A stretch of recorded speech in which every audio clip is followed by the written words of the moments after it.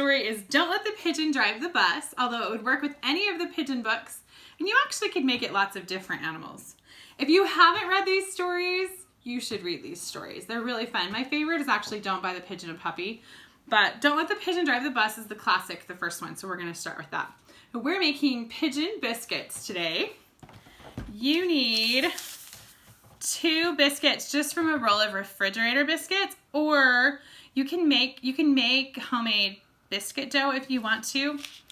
I am lazy, so I use the refrigerator biscuits. You're going to take your first one and kind of smash it so that it turns into a half circle instead of a circle. This is the pigeon's body.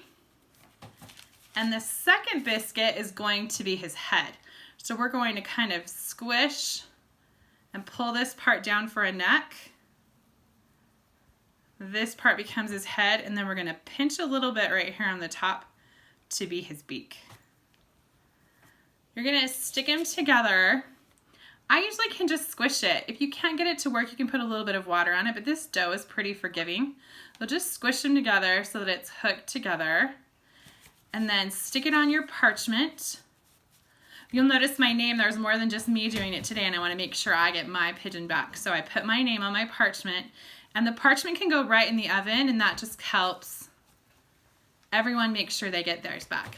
You'll also notice I have parchment underneath. We're using food coloring today, and even watered down, it will stain your table and it will stain clothes. You need to be careful with that. Now that you have your pigeon, I'm gonna pinch mine just a little bit. We're just painting a few tablespoons of water. This is about 2 tablespoons of water and 5 drops of blue food coloring. And you're just painting your dough everywhere except for the beak. One good way when you're painting with food coloring is to keep the same brush in the same color. Otherwise, they start to get muddied. So I'm going to paint, the whole time I'm painting blue, I'm going to use the same paintbrush. And if I hand my blue to someone else, I'm going to have them use the same paintbrush too. I'm going to paint my pigeon all blue because that's what the pigeon looks like in the book. But you could certainly give your child other colors and let them paint rainbow pigeons or whatever you want. And this could be used for other animals too. I've got most of my pigeon painted. Want to leave that beak because we're going to paint that yellow. And then you can just go back through and make sure sometimes the sides, and if there's a little bit that doesn't get painted, it won't matter. I'm going to do that. And I'm going to grab some yellow and paint his beak. If you're not careful, the colors will run together right here. So if you have a child that might be worried about them going together, you can let it dry just for a little bit before you do the next color. Then this just goes into your oven. You're going to bake it according to the directions of the biscuit dough that you used, and then I'll show you what to do next.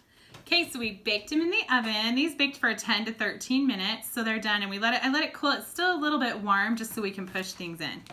So I'm gonna put 2 pretzel sticks in the bottom of the pigeon's body to be his legs.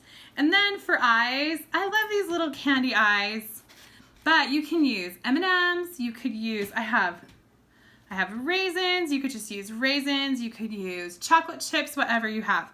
You're just gonna stick it right onto the pigeon's face and kind of push it in. Oh, it went in a little bit. There we go. Push it in just a little bit. Then when they're all the way cooled off, you can go ahead and eat them. And just remember, we're making memories, not masterpieces.